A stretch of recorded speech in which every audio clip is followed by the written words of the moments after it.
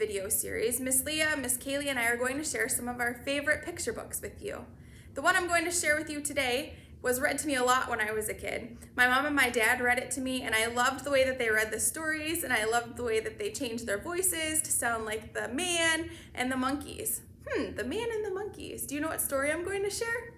It is Caps for Sale. Caps for Sale.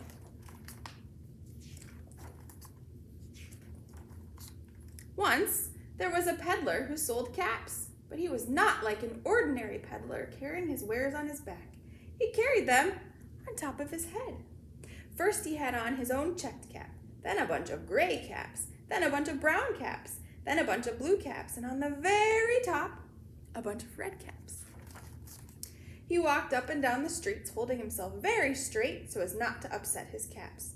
As he went along, he called, "Caps, caps for sale, 50 cents a cap." One morning, he couldn't sell any caps. He walked up the street, and he walked down the street calling, "Caps, caps for sale, 50 cents a cap." But nobody wanted any caps that morning. Nobody wanted even a red cap. He began to feel very hungry, but he had no money for lunch. "I think I'll go for a walk in the country," said he, and he walked out of town, slowly, slowly, so as not to upset his caps.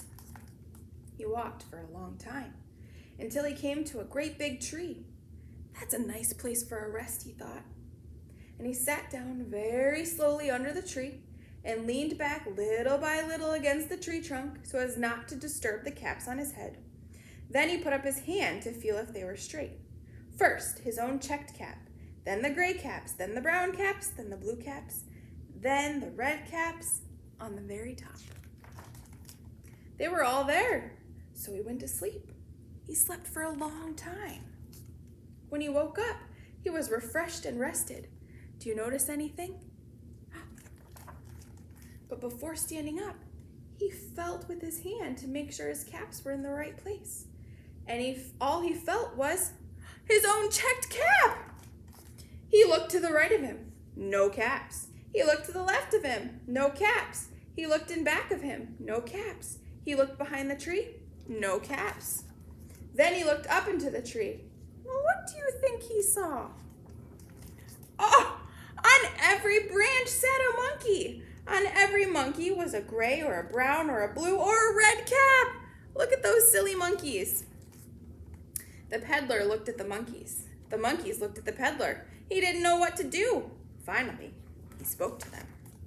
"You monkeys, you," he said, shaking his finger at them. "You give me back my caps." But the monkeys only shook their fingers back at him and said, "Tss, tss, tss, tss." This made the peddler angry, so he shook both of his hands at them and said, "You monkeys, you give me back my caps." But the monkeys only shook their hands back at him and said, "Tss, tss, tss, tss." Now he felt quite angry. He stamped his foot and he said, "You monkeys, you better give me back my caps." But the monkeys only stamped their feet back at him and said, "Tss, tss, tss, tss." By this time, the peddler was really very, very angry. He stamped both his feet and shouted, "You monkeys, you must give me back my caps." But the monkeys only stamped both their feet back at him and said, "Tss, tss, tss, tss." At last, he became so angry that he pulled off his own cap, threw it on the ground, and began to walk away. He's angry. But then, each monkey pulled off his cap. Look at it. And all the gray caps, and all the brown caps, and all the blue caps, and all the red caps came flying down out of the tree. So, the peddler picked up his caps and put them back on his head.